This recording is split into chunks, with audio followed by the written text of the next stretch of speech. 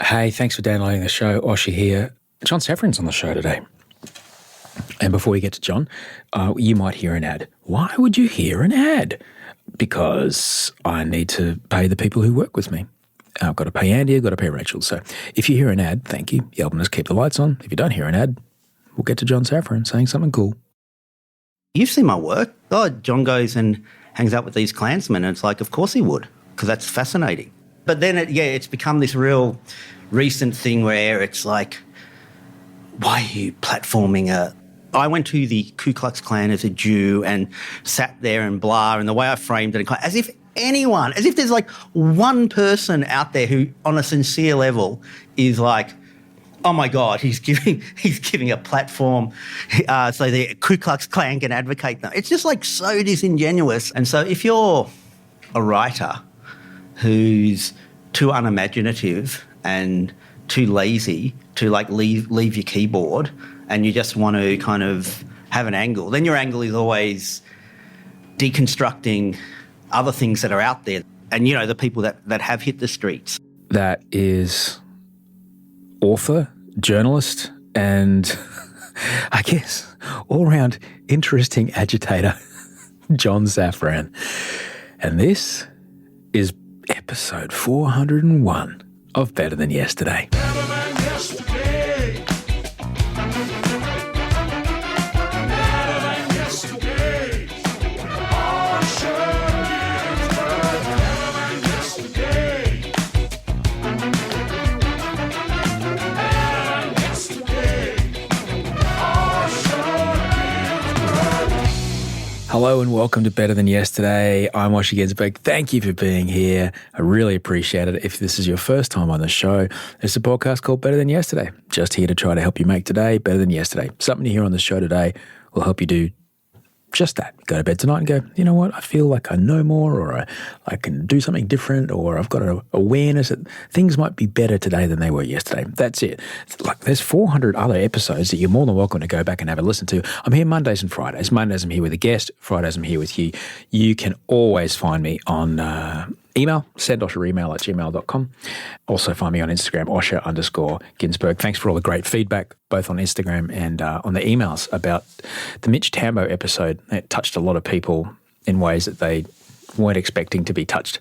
So thanks heaps. That's a really, really big deal. And also thanks for all the support around episode 400.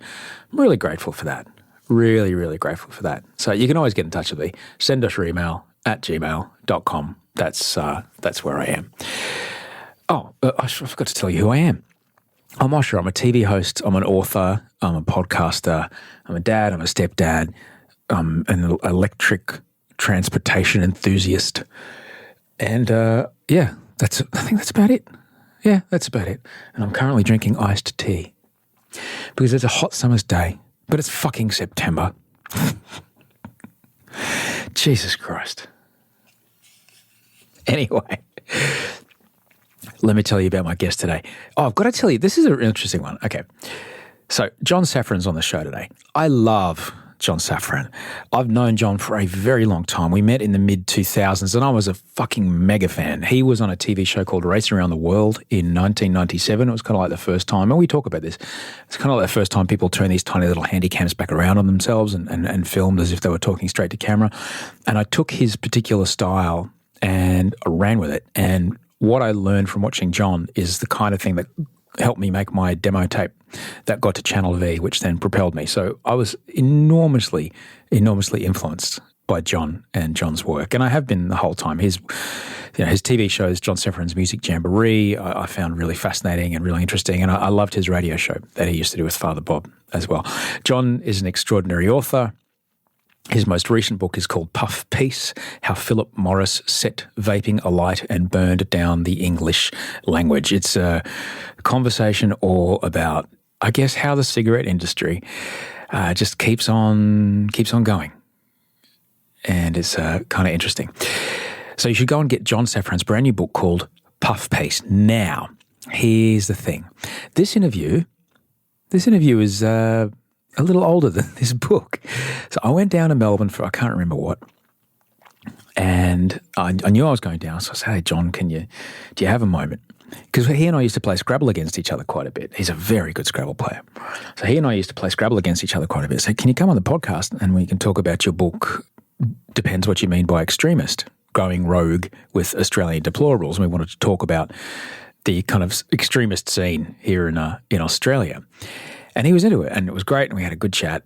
And then that memory card inside the recorder that I took down with me somehow ended up, I don't know, I found it a few months later in a camera bag. I don't know how it got into the camera bag, but it got into a camera bag. So I was looking for it. So I couldn't release the interview in time with his previous book. By the time I found it, look, it wasn't long. It was only like 10 weeks later or something. But then it was full COVID, all right? And all the podcasts I was doing were all around about COVID and lockdowns and things like this. And the time kind of passed to make it like a good opportunity to make a spike for John. And I was like, fuck, what do I do now? And then John very cleverly wrote a new book. So now I'm grateful to be able to present this brand new, old interview with John Safran, who's an amazing man. I absolutely adore him. He's very, very, very clever. And you would do well to dive into his world. You can find him on Instagram, John Safran, JohnSafran. He's also at johnsafran.com, and he's the same on Twitter, at John Safran. As I said, his most recent book is called John Safran Puff Piece, How Philip Morris Set Vaping Alight and Burned Down the English Language. It's out right now, came out last week. Get amongst it. Enjoy John Safran. I'm so grateful we got to do this, man. Cool. Yeah, of course. Long time coming. Had a Q&A last night. You were on Q&A? Yeah. I didn't. I'll have to watch Climate solutions on Q&A. Whenever I watch Q&A, I always imagine myself sitting there and thinking, thank God I'm not sitting there, because how would I answer that question? Because I've been on there, and it's I'm just not equipped for talking. So I disagree. But it's hard to be on that show unless you want to be a person who has a wide range of passions that you're willing to put forth. Yeah. And so it's hard when it goes outside your area of expertise. True. Like I can have passions. Yeah. I've got nothing against the environment. I'm not kicking down flowers or something when or whatever. But if I was like asked about climate, I'd just be thinking, I don't have the, I already sound guilty now. Really, like listeners are like, you a-hole. What? So you hate the climate, do you? Oh, I suppose you hate that Greta. It's not that at all. No. I'm just saying it's you go on that show. I've also noticed on that show, what you really have to do is say a little prepackaged soundbite of something that everyone on your side agrees with. That can be on either side. Yeah.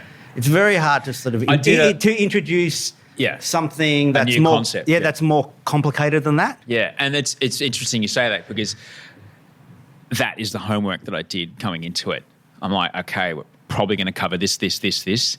How can I digest all the harrowing, terrifying information that is around, temperature rise, sea level rise, desertification, drought, economic inequality, colonialism, et cetera, et cetera, et cetera, et cetera. How can I make that into 2 sentences that someone who's barely passed or failed grade 10 science and then never did it again, how can I talk to them? And so that was what a lot of the work was. And then coming into it was then, all right, then how do I put this like that? And so, that was that. The other thing I noticed, and it's not just Q&A, it sounds like I'm like laying into Q&A, but it's not really. It's just you bothered to bring that up as a sample, and I have been on that show, is that I think sometimes conversations can be, let's start unpicking the messiness of this, and that can be enough for that particular conversation, whilst on Q&A you have to not only have some advocacy, but a government solution to whatever. So, for instance, if I was to say on Q&A that, it's crazy when I went to those rallies between, the far right and, the left or whatever because of this and that and blah, blah, blah, blah, blah. I could never just leave it at that. You'd have to go, well, does that mean that people should be banned from protesting? And does that mean that... You're right, though. I mean, but that is the nature of the format in many ways. And I think anytime you try to, as you have no doubt explored in your work, anytime you try to explore something extraordinarily complicated that requires nuance and a fair amount of briefing to even understand the concepts you're going to introduce, anytime you try and knock that out in a 1 minute long Instagram thing, you're never going to do it justice and you'll never come to a solution. And the only thing that will happen is people will get more confused and pushed back into a corner because I just want a simple solution right now so I can get back to my Snapchat. That's it. And that's it. But this is the fact of clearly, the work that you do is that it takes a lot more than that. And you know what? It might be enough to just go, I went to this rally between the far right and the far left. I don't have the answer, but I can tell you that it's complicated and we need to listen to a lot more of what everybody has to say. That might be enough as a pathway. People just want a pathway. People just want an action point, Yeah, no, and I'm attracted to these sort of side issues sometimes, like the thing that's not discussed. Like I might discover that, amongst the people I met on the far right, there was this real search for meaning, and I could connect that to how, most people have a search for meaning, so they've totally screwed up in the way they've expressed their search for meaning. That's a part of it. But you can't say that because it's like, oh, what are you saying? Yeah. Very fine people. Is that what you're saying, John? Is that what you're saying? And then not only that, now it's come to the point of why are you even talking to anyone? It's so weird. It's like there's been thousands of years of storytelling where the premise has been you talk and you tell a story and whatever.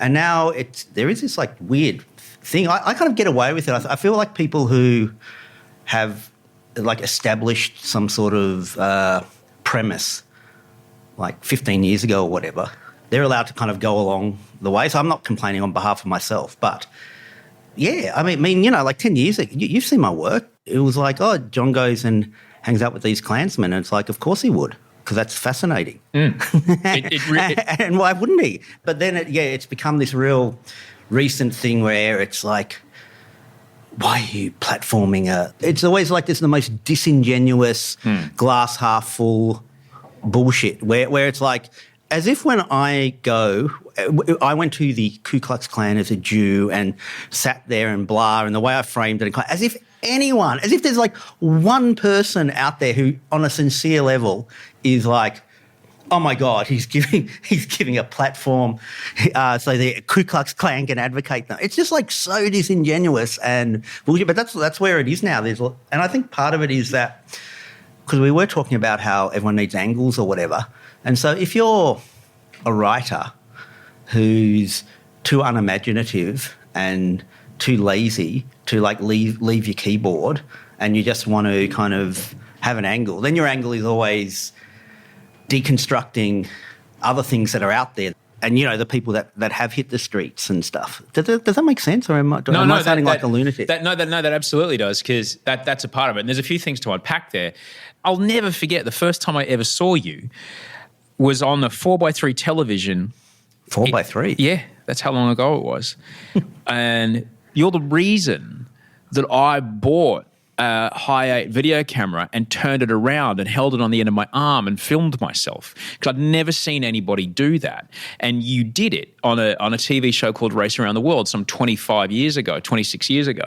And later that year, I did exactly the same thing. Used a camera, filmed myself going around Europe with my dad, filmed my dad going back to Prague 30 years to the week after he escaped when the Russians came.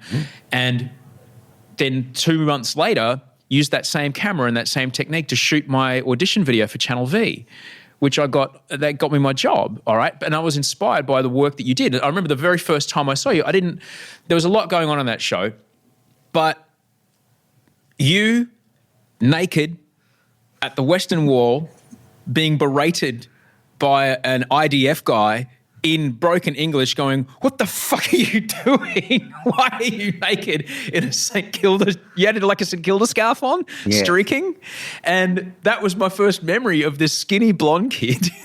And usually people say, oh, of course I look bad if you take that out of context, but I actually look worse when you take it in context. So I much prefer for people to take me out of context. But I've been to the Western Wall. I've been to the Western Wall many times. Yes. All right.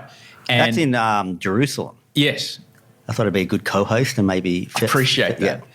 And by IDF, you mean an Israeli soldier. Israeli Defence Force, Yeah. probably some 19-year. Well, he would have been probably 20. So anyway, the general shtick of that particular piece was that a lot of Jews in Melbourne go for the St Kilda Football Club because that's where they were living, in St Kilda historically. And St Kilda was, at least back then, very well known for being down the bottom of the ladder, near the bottom of the ladder all the time. Then one year, late 60s, I forget where, they won the grand final.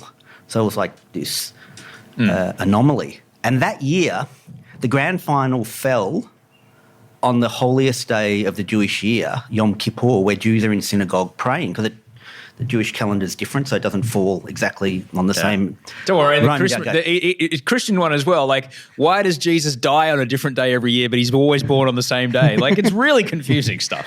So then the angle was, that what I heard growing up was that the reason St Kilda won that year in this anomaly was because all the Jews were in synagogue praying, and that like proves that we're following the one true faith. So I thought I'd test that about the power of prayer, and so I went to Israel, and then I picked out this game, I forget, Port Adelaide, I don't know, versus St Kilda or something, like a game that was going to be played in the future, and I did all this stuff to try to use the power of prayer and ritual to try to affect the outcome of that game to see whether it worked or whatever. So, like I put my footy tips into the Western Wall, folded up on a little piece of paper, because you're meant to put prayers in the Western Wall on little pieces of paper.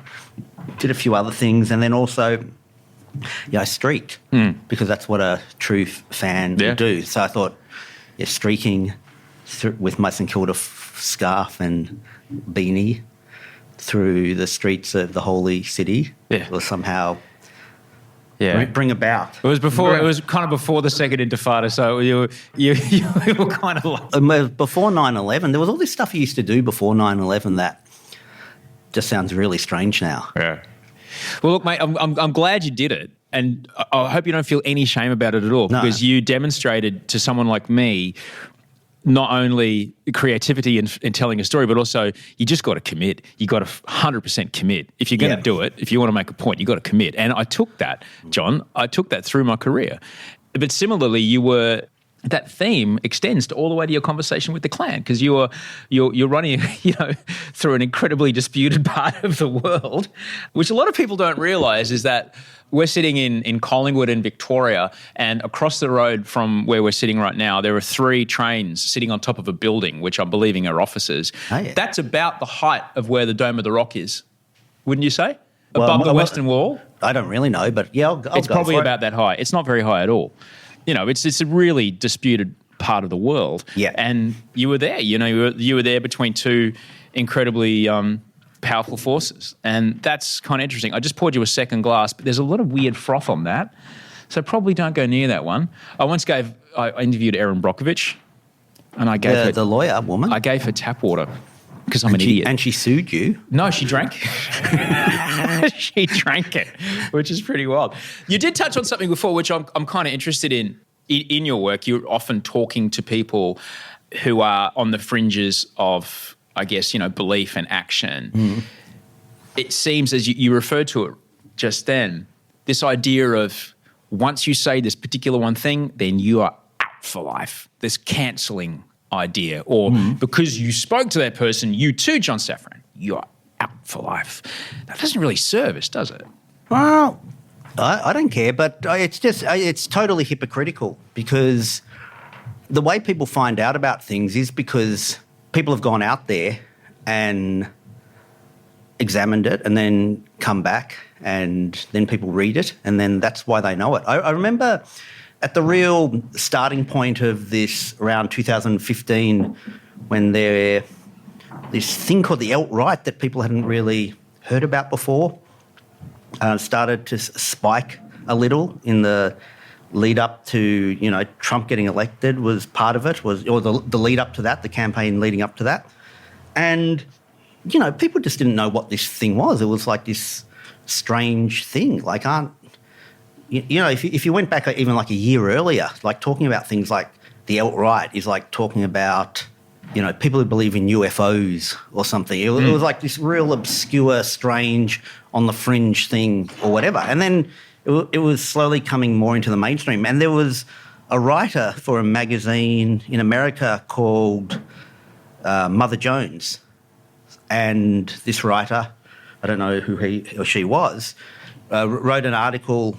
It was called like the Dapper White Supremacist or something like that. And the point of that article was that, you might think that the far right, you might have images that they're like yahoos on the back of pickup trucks in the Deep South with Confederate flags. But there's this new thing brewing where it's sharply dressed, well-presented people who are trying to introduce the far right through that means or whatever, right? And then this person got just so much flack where it was like, why are you trying to present the far right as being respectable? It's like, what a messed up interpretation of that. Or why are you trying to present them as being dapper and sharply dressed? And I'm just like on a different planet to that. It's that person is saying that to warn you. That, yeah. And also the other thing is that I noticed, because I had been interested in this topic of these fringe groups for years, like on Triple J and everything, like in my work and everything, I found that people forget the tale or the starting point of why they know about these things in the first place. And they know about these things because that Mother Jones journalist went out there and interviewed the dapper far-right guy. That's how you found out about it. You didn't like float into your head by magic. Mm-hmm. And so it's pretty galling, I reckon. But basically most people who just spend their time at a keyboard and don't leave the house or whatever, they only know about things because people who have left the house have gone out and on a quest to discover them and then brought back their stories. Would you say that kind of cancelling out, that kind of how dare you, that kind of thing is almost a mirror version of the dehumanising that they're accusing the far-right people of? Oh, I don't know. I mean, the whole thing with conversations about this, it gets really confusing about how much online is the real world and like what weighting you give it. Because I might seem like I'm in a bubble, but I'm not. I actually do have friendship circles outside the bubble that I spend time with. And it's really, you really pick up that these conversations that the media class have based on spending all their day on Twitter,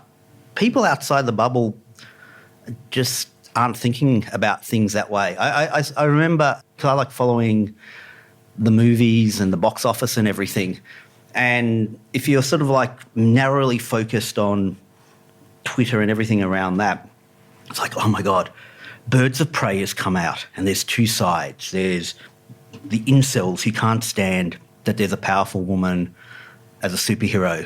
But then you got the feminists on the other side and they love that there's... And anyway, there's this whole frigging conversation that goes on about that, and because it's on Twitter, it gets kind of amplified and then people like write stories about it or whatever. But like outside the bubble, like just people aren't thinking about it that way, and they're more like, oh, what's Birds of Prey? Like, you know, they're at that point. They're at the point of what's Birds of Prey, whilst if you kind of like just focus on this bubble, you get this totally distorted perception of the conversation. When you say bubble, what are you referring to?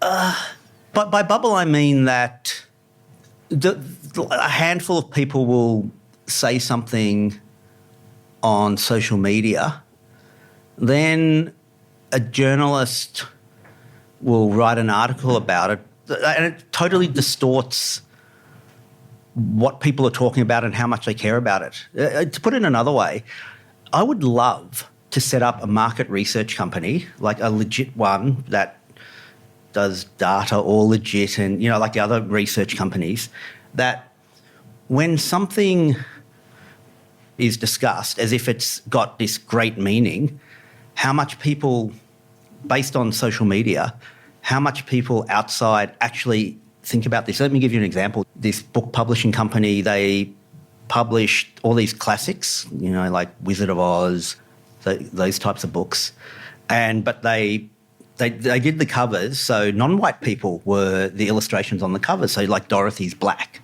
on one version and she's Asian on this other version. And and the Man in the Iron Mask, similar thing, and Treasure Island. And so online, this thing caught alight where it's like, this is cynical, cheap diversity where you're actually, by publishing these books, you're distracting that you're not publishing books by black authors, and this is really offensive. This is like, whatever. I'm not saying that's the wrong argument or whatever. I'm just saying that this thing inflated and then suddenly these books were all discontinued.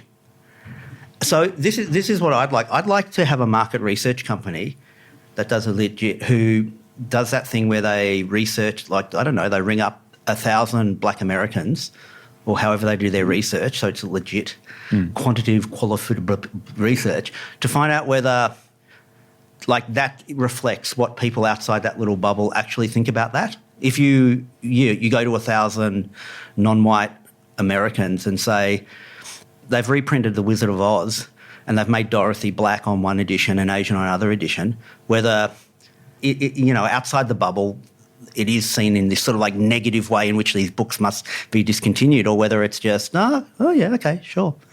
Why not? Dorothy's black.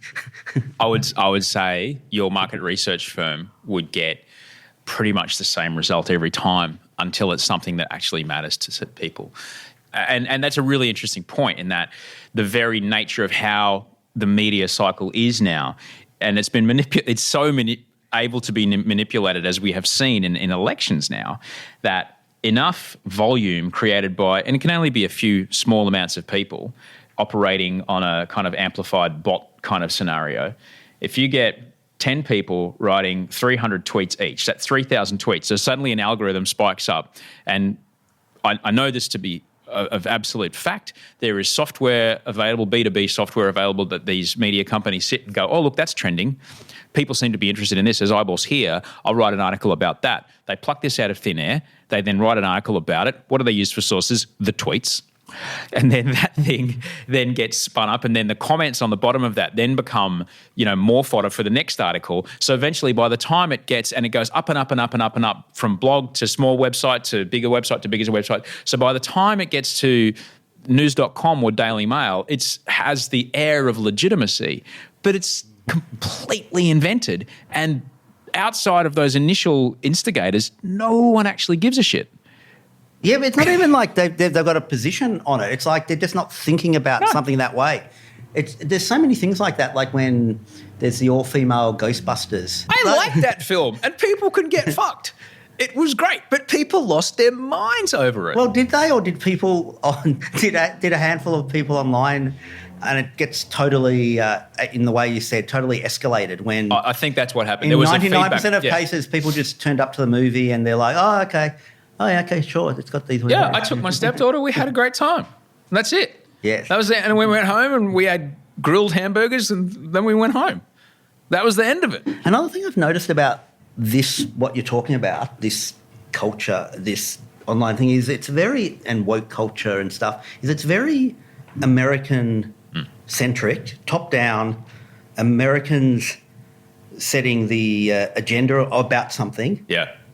And the rest of the world is supposed to just go along with it. So, for instance, if there's a rule, it's really hard to pick an example because everything sounds so antagonistic, like I'm trying to make some particular point, which I'm not. Or the only point I'm trying to make is that there's often a real American, and not even an American, a sort of, a very urban, not urban, what's the word, like whatever Los Angeles and New York Yeah. and San Francisco is. So they'll set a rule about something or other about, well, this is how a gay issue, a trans issue, a race issue should be perceived or whatever. But they're not asking, what does the trans community in Romania, Nigeria, what do they think about the language around trans people? And I'm not talking about Romanian American, I'm talking about Romanians. I'm not talking about... But it never occurs to... So there's this sort of like top-down kind of rules are set up where everyone in the world except for Americans aren't asked. Yeah. That's not me saying that I think I've got to position on that, because I don't. I'm not saying. I'm just saying that it's interesting that it never occurs to people that all these kind of rules are being set up. Yeah. And it's really American centric. But you do find that from hyphenated Americans, whether they're, by that I mean whatever, Jewish Americans, Muslim Americans, gay Americans, trans Americans, all of them. In my experience, they don't ever ruminate over the hyphenated American part of their identity and how that's in play for things. So yeah, it's just that's the other interesting thing I find about woke culture, is that it's this American set thing that kind of colonises the world. What a antagonistic word to use.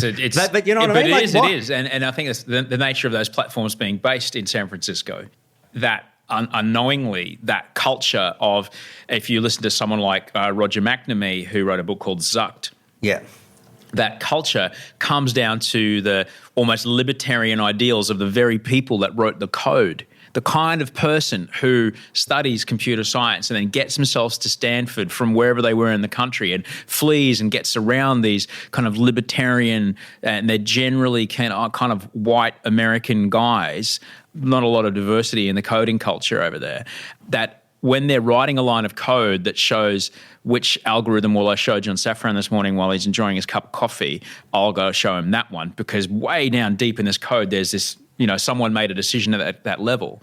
And that stuff permeates. I mean, and you can't ignore that we are seeing the effects of that at this end. And I think you're absolutely right. Can I give you another example, just in case I sound mad, that kind of illustrate, and why I came to this thinking was, years ago I saw this documentary, and it was about a Pakistani-American punk band. And so the documentary was all focused around and how they perceived themselves as being Pakistani amongst Americans or amongst white or whatever. And that's what the whole documentary was. And the way they spoke, it was, we're Pakistanis and da-da-da-da-da, which is all cool and totally legit, right? Then at the end of the documentary, they go to Pakistan and they're kind of walking around the streets. And in that context, they're just loudmouth Americans. Like the Pakistanis went going, oh, my brothers or whatever. Like they were having these awkward conversations with the local Pakistani people because hyphenated American was so much of their identity that it kind of hadn't occurred to them before. When push does come to shove, there is no identity. We're just humans all breathing the same atmosphere. Or what about? Really it. Or what about? Well, I'm not saying I'm just kind of adding this on. All this stuff I'm saying is kind of like plus. Obviously, there's that band that it is kind of interesting and relevant and everything that they're all Pakistani Americans. I'm just sort of like adding on a bit of like, and in addition, look at it this way. I had another kind of I've seen discussion around Disney films. What's that one where it's a new one and is it Mulan? What's Mulan's quite an old one, but that's their first Asian princess. Yes. So when that's discussed online by Asian Americans, do they think the instigating point of that Chinese story is them, and in the context of it's an Asian American story, and it's like, well, no, it's a Chinese story. So you've got to kind of factor that into. I just noticed, around that film, I read this article where they were talking about casting or whatever, and these Asian Americans were complaining that Chinese people were going to be cast in the film, and they felt this was a story for Asian Americans. And it just shows how, like, you start tripping over your own shoelaces and, how things just don't fit neatly. And also that to me was just another example I thought of how, like, Americans just never process that they're Americans. Yeah. It does sound to me, though, that what you're describing within the hyphenated Chinese-American community there, it does sound a little like what you were alluding to when you were speaking with the people at these rallies, that there is a search for meaning. There is a search for, I just want to belong. Yeah. Why do you feel that we as humans have that? And why do we go to any lengths to get it? It's like, why does the blood pump through our veins the way it does? I think I could be wrong about something. I just think it's a given. I don't even know why. But most people are searching for meaning. And if people aren't, it's because they're in a situation where they found meaning and so they don't think about it that hard. But I could be wrong. There's probably just lots of people who don't go around looking for meaning and are just sort of Because getting along with their honestly, I life. feel like, particularly when it comes to the identity politics around race, and like I'm a straight white hetero, cisgendered middle class male. All right, I won the bloody lottery. Okay, though the idea of sometimes people find a great amount of empowerment when they go. I saw it at school. I saw there was the kids who were from Italian descent at my school, and they banded together, and they were like, "But we are the Italians, so therefore we are," And there's a feeling of unity. There's a feeling of power. There's a feeling of I'm not alone. Yeah. And I think that's all any of us really want to feel. It's like we're not alone in this. There's other people like me who feel about the world like I do. I'm not alone in this. I'm not nuts when I want this for me and my family. And as you mentioned, it sounds like the people that you met at these rallies, they're just looking for that as well. It's a weird way they're going about it as far as I'm concerned, but they're just looking for that.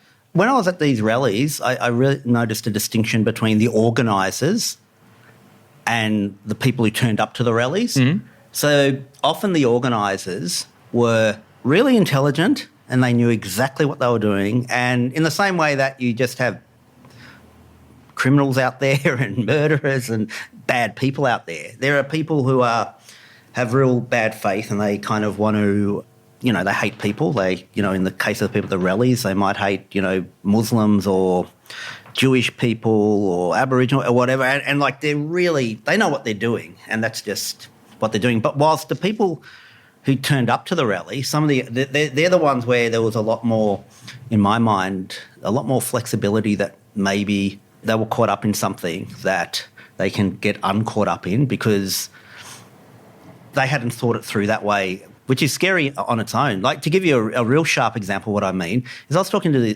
one woman at this rally. Where was it? This one was it would have been in Bendigo, I think.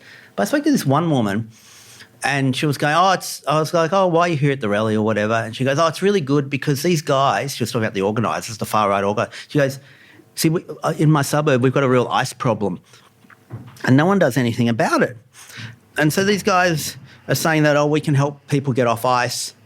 And it's really good that people are banding together to help people get. And I'm like, what the hell? Like, and this woman was being totally sincere. She wasn't like tricking me. She was at this rally because she's concerned about the ice problem in her community, and so which is a really valid cause. I know.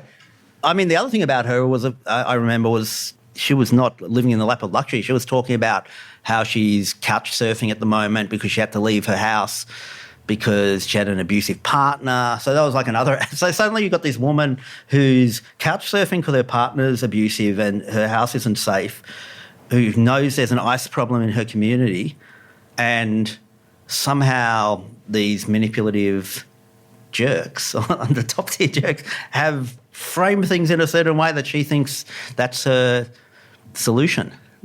So, it's complicated. And the other reason why her story is credible is that so much of what these far-right people were saying at these rallies, you had to read between the lines. So anyone with any sense of history or like, we know what's going on. Like, and so there'd be the bit at the start of their sentence where it's like, we have nothing against Muslims, but da-da-da-da-da. And so this woman would just take that literally, like, okay, they've got nothing against Muslims. And whilst someone like me obviously would be going, come on, that's clearly part of the bullshit rhetoric. Of course you've got some problem with Muslims.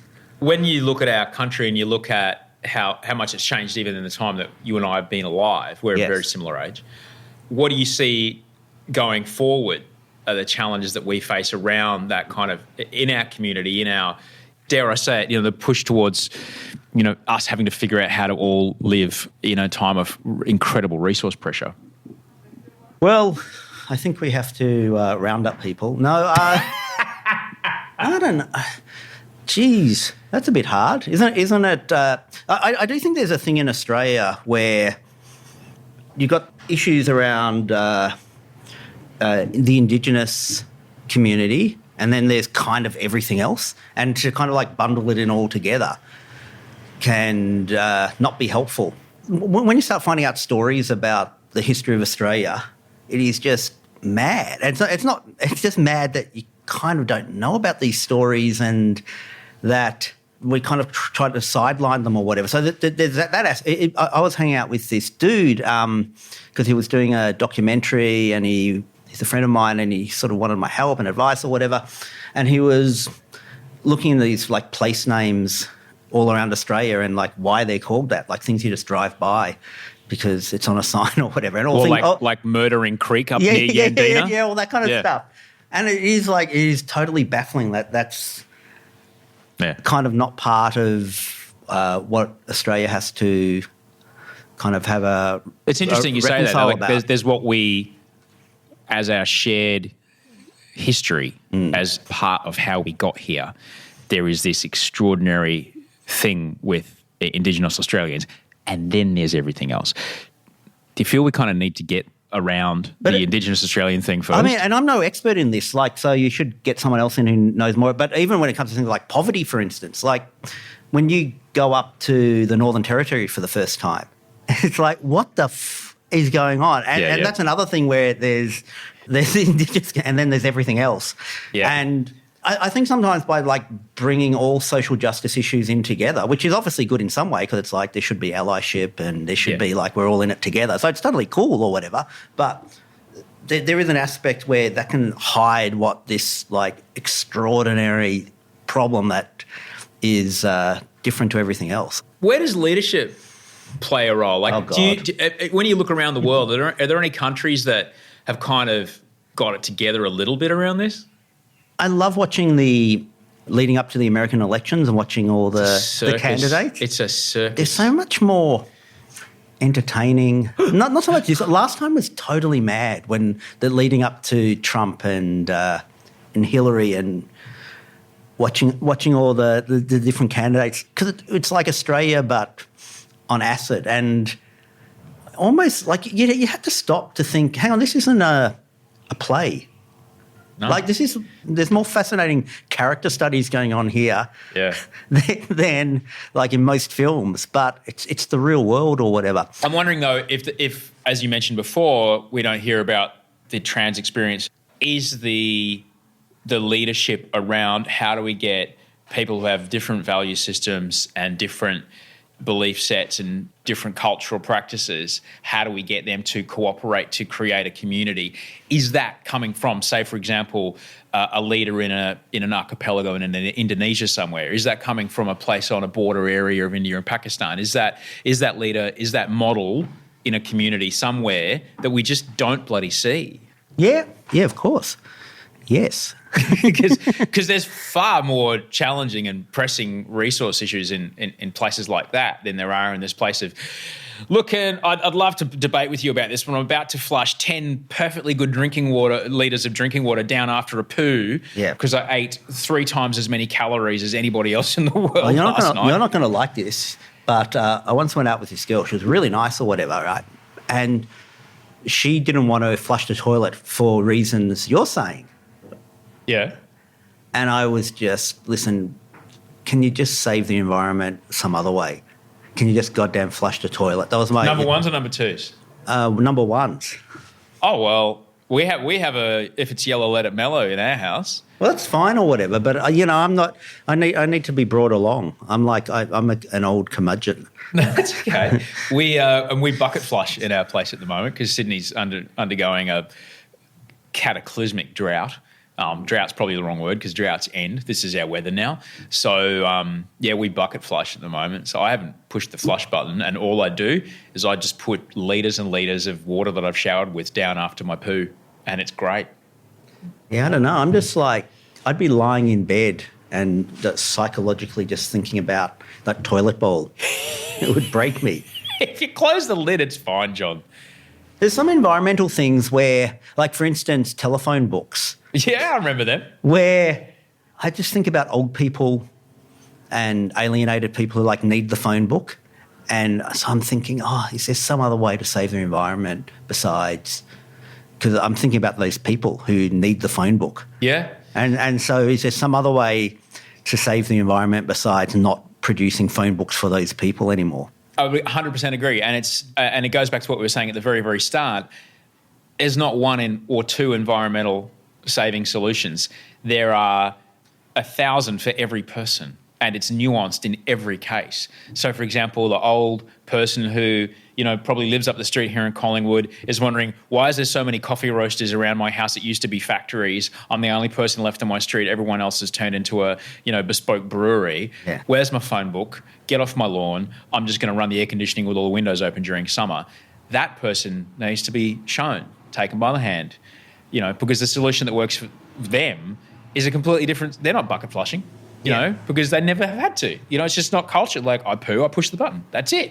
And that's the thing. It's like, how do you take those people? Because they are as important and valuable as anyone that says, and going on, I spoke about nuclear power last night. Ah, yes. Yeah. That's interesting. Well, yeah. The reason I find it interesting is because when I grew up, because we're old, there was a point where that was the ultimate villain.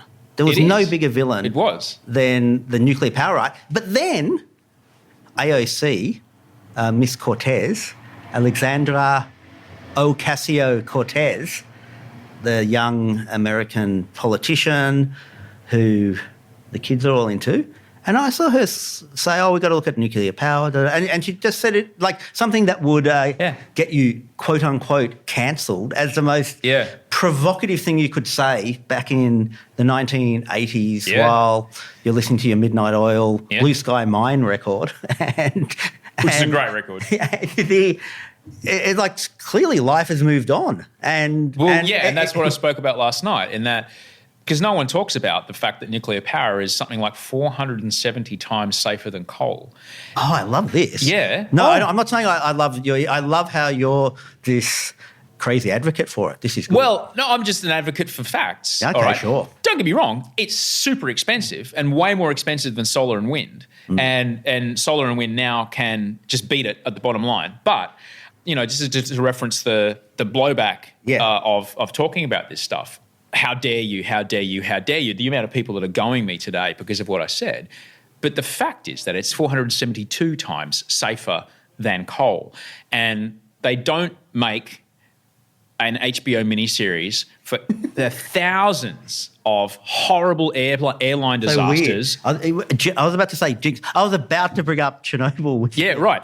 That they don't make an HBO miniseries about the thousands of horrible airline disasters that killed thousands and thousands of people, but led to all the safety devices, safety procedures and practices that now make airline travel the safest bloody thing we can do. But they did get Jared Harris to be in Chernobyl, all right? And that's the story they told. It was horrible, but nuclear meltdown is the shark attack of energy. It's a horrible way to go, but it's so incredibly rare, but it gets unreasonably elevated. And that's all I was saying. But people are losing their fucking minds at me because I'm apparently pro-nuclear. But the other thing is like phase 4 nuclear power, John, which is really great. Phase 4? Fourth generation nuclear power. By the way, to listeners, I don't know anything about this topic. So if he's like going into some weird conspiracy zone here, I just don't know what's happening. I love it though. Go on. I'm on it. I got my facts straight because a nuclear physicist emailed me last night and said, I'm so grateful you spoke about that because not enough people know. Fourth generation nuclear power runs on spent nuclear fuel. Okay, so spent nuclear fuel from all those old reactors from the 70s, 60s, 50s even, it has a half-life of hundreds of thousands of years. When you run them through one of these fourth-generation reactors, that cuts that half-life down to a couple of hundred years, which is great news. They've got molten salt in them, so if they break, they freeze. They don't melt down. And this is an extraordinarily important thing that we need to talk about because if push really bloody does come to shove, and I fear it may, nuclear power generation may be the only thing we can do as far as, power we need to suck carbon out of the atmosphere. And we need to be okay with that. Further back to our conversation, the fact that I even mentioned the N-word, people lose their fucking minds because it is just so confronting to them. But it's the truth. But also you should just be able to bring that up and kick the can down the road and kind of go, I'm just throwing this in as something we can ruminate over. We don't have to... You're not like signing off on government policy or anything. No. It's like, you should think about this because of this option. or this. Yes. And we should have it. And like if push really comes to shove and we can't get over coal, but if the only way we can get to 50% less carbon emissions by 2030, which we absolutely have to do. What's happening in Japan with nuclear power? They have said, they've actually said, I don't think they're going to build any more plants. They're going, we want to burn hydrogen. Give us your hydrogen. we'll burn it. And that's different to... Hydrogen is incredible because hydrogen, the first internal combustion engines were like, we're talking hundreds of years ago. Some of them were on liquid hydrogen, all right? Which in its liquid form, hydrogen is no more dangerous and no less safe than petrol, okay? As far as flammability goes. Hydrogen is made out of air and water. That's it. When you burn it, you just get oxygen.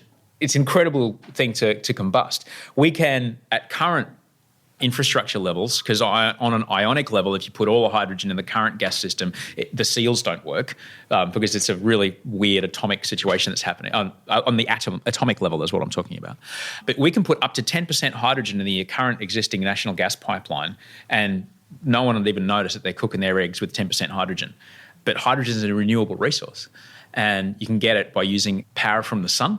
There's a company in the Western Australia that use iron ore and methane as a feedstock, and they make hydrogen. And if we can liquefy this and create an export market. And we've got countries like Japan and countries like Korea going, we want to run our economies on hydrogen. Who's going to give us hydrogen? And we have this opportunity now as a nation. We stand on the cusp of an incredible economic boom, but yet not enough people are talking about that.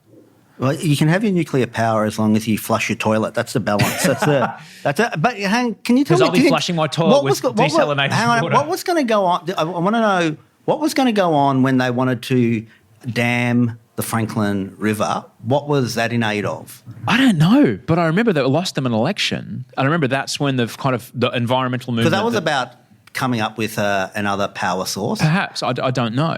Yes, I need to look back into that. But I remember David Bellamy showed up and, holy shit, we're in trouble because the prefects have come down from England and, we're in trouble now. The reason that's top of mind for me is because at the end of last year, so late December 2019, I decided to go on a 8-day whitewater rafting trip down the Franklin River. So you do the whole 100 kilometres or whatever. Wow. And it was an example of these things because I travel a lot for the stuff I write. And when you arrive somewhere, there's all this stuff going on like in the shadows and beneath the surface that you just can't identify when you're first there because you don't have enough information. So one of the things I found out on the last day that I was there was that all the tour operators, they weren't from Tasmania. Like the guys who were like paddling the raft, like we're paddling them too, but there was obviously a guide and a safety guide. Whatever. Yeah. And they weren't Tasmanian. And then I found out on the last day that because of that fight back in the 80s between the environmentalists and the loggers, and like there's still a raw, and the environmentalists won, there's still this raw nerve there in Tasmania. And there's still a lot of anger because there were people there who were going, well, I could have had a much better job, or I could have had a job if whatever, but these environmentalists, most of which were inner city latte sipping Melbourneites or whatever. I'm not saying that's the truth, but that's how they perceived it. And so there's still that anger there. So it's really controversial to be a tour guide because what you're doing is you're basically saying your message is, isn't it, we won, and isn't it great? And we're showing all these latte-sipping environmentalists from inner city Melbourne who come down here. Yeah. These are the spoils of war, fuck you. Or whatever. And so, therefore, it would be quite provocative for a lot of people who actually live in Tasmania to have to sit around the table, at Christmas, and it's like, well, what do you do? And to say that you were one of the whitewater rafter operators is like a contentious thing to say. And this is the thing that I think we need to talk about, and it goes back all the way to what drives people towards the right, alt-right, those rallies that you were talking about, is equitable economic transitions away from ways of living that are carbon intensive to ways of living that aren't. And that's exactly what I was saying. Yeah, but that's what it does. If you suddenly disenfranchise thousands and thousands and thousands of people who work in the coal mining industry and go, sorry, get fucked, good luck feeding the kids, they're going to get driven to someone that goes, you know what, I've got this. And they may have a really horrible, horrible message, and I'm going to help you pay for your kids' education or whatever. Like, yeah, sure, they go on about Muslims, but they're helping me pay for my kids' education. And that's the thing. You risk really alienating people. And so that's, I think, the great opportunity we have now is to have this inclusive transition and fair and equitable transition from some industries into other industries. And that's really, really important, because otherwise you have this generations deep resentment that will affect a community incredibly. And it's really, really important. Just a moment away from the John Safran chat to talk to you about the other podcast that I do at the moment with James Matheson. It's called Idle Australians, where each week Jim and I touch on the bits you might have missed from Australian history and Australian culture. But it's also an opportunity to just catch up with Jimmy, who has a view of the world that I believe more people should know about. He's a great human being. I love him to pieces. You can find Idle Australians, IDLE Australians, in the same podcast app that you downloaded this podcast from. And I'd really appreciate your support. Okay, you might hear an ad here. If you do, thank you. If you don't, we'll be back with John in just a second.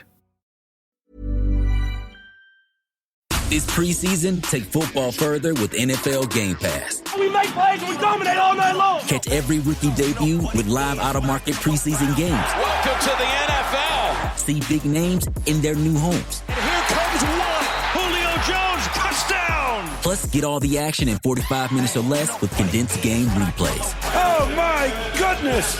Take football further with NFL Game Pass. Go to NFL.com/Game Pass to start your free trial today.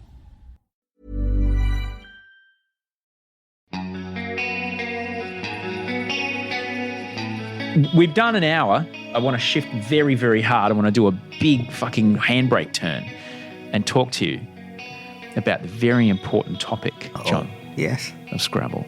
Oh, Scrabble, great. Yeah, I've been playing it. We play Scrabble, dear listener.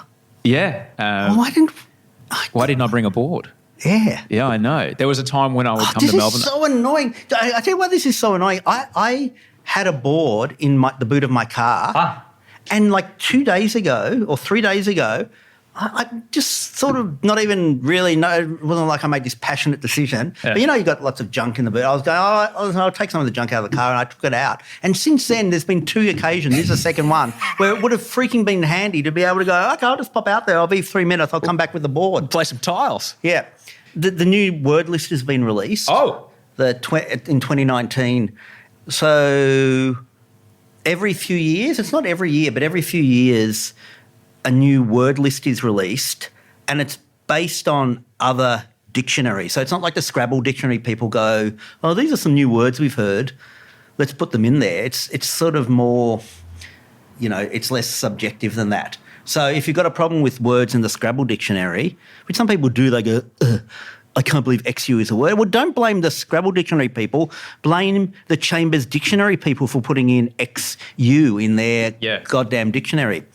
But what I love about the word list is when it comes out, it often hints or shows like where the world is going or where it is at the moment. So, for instance, a lot of Q without U words came in to the Scrabble dictionary maybe, 10 years ago, 15 years ago, something like that.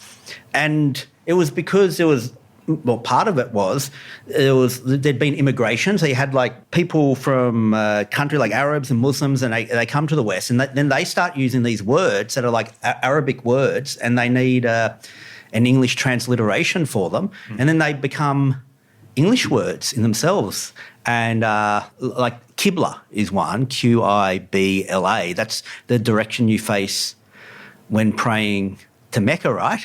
And so anyway, so the influx of all these Q without U words spoke to like an immigration pattern in the West. And anyway, the latest one, there's a lot of words that are all those, God, how do I say it without sounding like I'm being a smart aleck or whatever? There's all those words like gender fluid and mansplaining and manspreading. And yeah, a lot of the new words speak to that world we were talking about before, that's sort of like taken over everywhere. That's extraordinary that a Scrabble word list provides a signal to a cultural shift. Yeah. For people. ZE's in it, which is, so the pronoun of ZE, I don't know. Oh, that's the gender neutral pronoun. Yeah. Yes. So Z. that's changed the game, dear listener. The real controversial words that come into Scrabble, well, not controversial, it's not It's not like, oh, there's this new word and we put it in. No, because there's a great amount of strategy. If I'm playing John, I'm counting U's. I'm counting how many U's are on the board because I know how many U's are in the bag.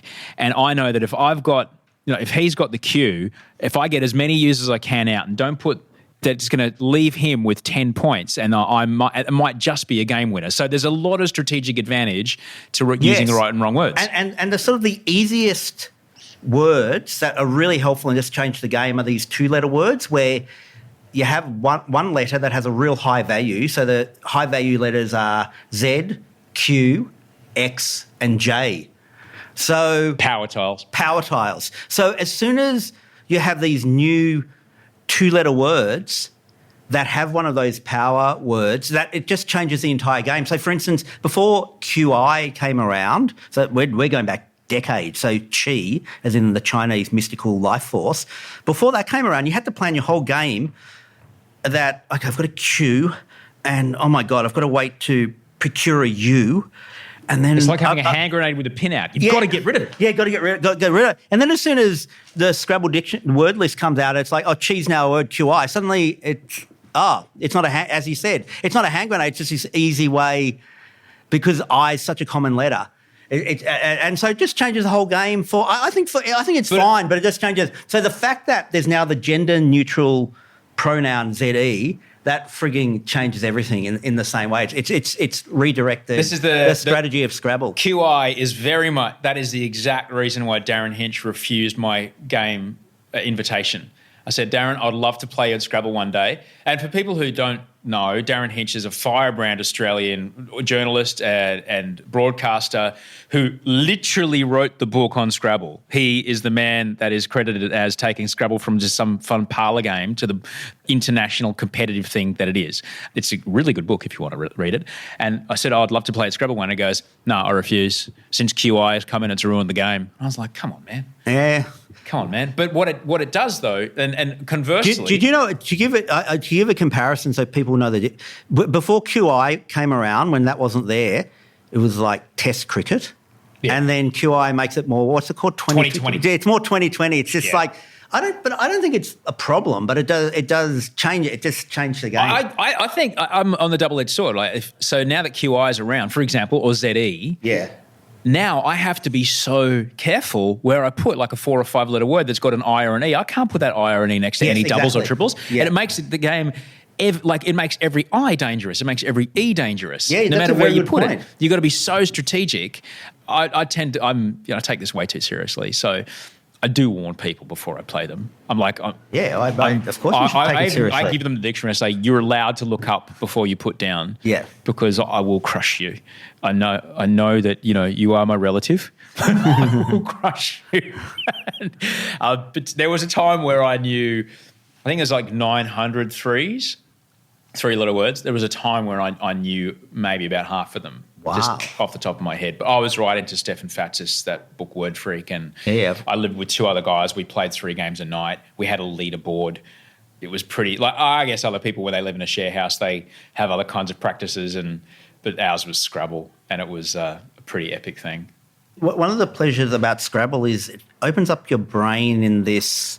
A bit like I wish I knew a musical instrument, but maybe if you play a musical instrument, it kind of just opens up parts of your brain that other people don't massage or activate, because you just have to think about things in a slightly different way. So Scrabble's really great like that. So it's not like this reductive thing where it's like, it's painful and you have to, it's like, you just learn words or whatever.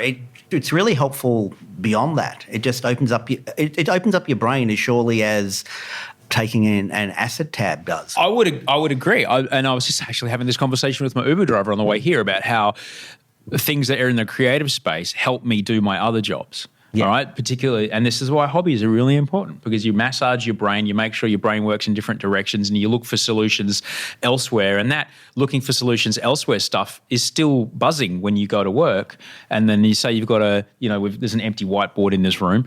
When you're faced with an empty whiteboard at work, your brain knows how to look in different directions for solutions because you've been massaging it over here. When you travel, do you take a travel board with you?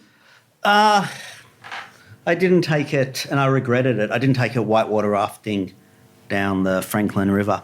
But I will next time. I mean, I'm really annoyed. I just didn't bring my Scrabble board. When I used to travel alone, I don't anymore. I'm married and have kids now, but when I travelled alone, I would take a Scrabble board everywhere, and it was such a great way to meet people. It was such a bloody great way to meet people. And then to have subsequently a fist fight with people. No, not a fist fight, just a conversation. It's like if you want to fight, but, you don't want to go through that whole thing of getting drunk and everything. Did you ever play you played Darren Hinch?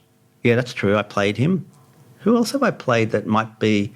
No, you might be my most, celebrated Scrabble partner. But we've played half a dozen times? 10, at least, 10 times? A dozen times? I don't know. I played... I used to take it on the road with Idle, and Ian Dicko Dixon once threw down Zonal on a triple. And I was really impressed. Do you know who plays Scrabble? 50 Cent. Because recently Eminem was, I think 50 Cent was getting some sort of award or something, and he was giving the speech at the start, and he mentioned that 50 Cent is really great at Scrabble, which suggests, even though that Eminem must play Scrabble with 50 Cent, I reckon. Why would Eminem know that if he wasn't playing Scrabble? Well, if you're a rapper, what better game to play than a game that challenges your vocabulary? Yeah. My goodness, maybe that's the next Music Jamboree, John. Yeah. Maybe Music Jamboree 3. That's epic. I'm so grateful that we got a chance to sit down and chat. Thank you. I'm really grateful for the work you do and the contribution you have to our community. You've got a really important voice, and your inquisitive way of looking at the world is really important. Thank you, sir. Looking forward to you developing a nuclear-powered Scrabble board and flush your toilet. Look, for one, fourth-generation nuclear power. What is your girlfriend, or is she your wife? What does she think about you not flushing the toilet? Well, my wife is from Fiji, where fresh water is a very, very valuable resource. Okay. So not flushing number ones is pretty much par for the course. Maybe it's her. There's this thing I've noticed. Sometimes a guy has an idiosyncratic belief, political belief or something. And it's okay, that's fine or whatever. But I don't know, you just kind of think of whatever. And then you find out that their wife or their partner, that's their thing or whatever. Oh, right. Yeah, so I wonder if I meet your Fijian wife, whether she's going to be she's really pro-nuclear power and stuff like that. No. You find out with that boycott of Israel, I think it was it Red Hot Chili Peppers? I don't know. No, I don't know who it was. I can't remember, whatever, right? Oh, no, Radiohead. That's it. Yeah. So Radiohead went toured Israel, which was seen as controversial. And you do kind of go just in that way. Just they've obviously got enough money and stuff. Why would they... Why are they starting problems for themselves or whatever? Just being really... looking at a real cynical way or whatever. Yeah, and then you find out that one of the guys... his wife or girlfriend is Israeli or whatever. And it's okay, now it all makes sense. Right. It all falls into place. Right. It's just, look, the flushing toilet thing is just about resources, John. Yeah. And we use, don't get me wrong, the pee doesn't sit there. We just use old dishwater and shower water to flush it down. Because why use perfectly good drinking water to put my poo down when so many people on this planet and in our country, in our city, don't have water? And that's really it. You're amazing, John. Thanks for taking the time to do this, buddy. Thank you. Bye. And that, ladies and gentlemen, is John Safran. His new book is called Puff Piece, How Philip Morris Set Vaping Alight. And if there are young people in your life, you will know how intense the vaping situation is. And it's a worthy book to get amongst. He's a great Australian. He's a great human being. The world needs more people like John Safran. I hope he never, ever, ever stops what he's doing, because I think it's just absolutely brilliant. You find him online, johnsafran.com. He's also on Twitter and Instagram, John Safran, JOHN SAFRAN. Thanks heaps for listening. If you do need me, if you want to get in touch, send us your email at gmail.com. I'm also on Instagram, Osher_Ginsberg. And look, if this podcast has brought you value, just tell someone, please. Tell someone about this show. That would be the big ask. I'm not going to ask you to, do a Patreon at the moment or anything like that. I just ask that you tell someone about this show. And that'd be a humongous help for me, because people come and go all the time. People subscribe and then people unsubscribe. They find different podcasts they want to follow. So if you could tell someone that you know about this show, I'd really appreciate it. Scroll back through the back catalogue. Maybe you'll find something interesting. Thanks heaps. I should let you know, Masked Singer Season 3 starts tonight. And next Sunday, I'll talk more about this on Friday, but next Sunday is that SBS documentary that I was telling you about, that I was working on about this time last year. So I really hope that you're okay and you look after yourself. And until I see you on Thursday with James for Idle Australians, sleep well and dream of beautiful things.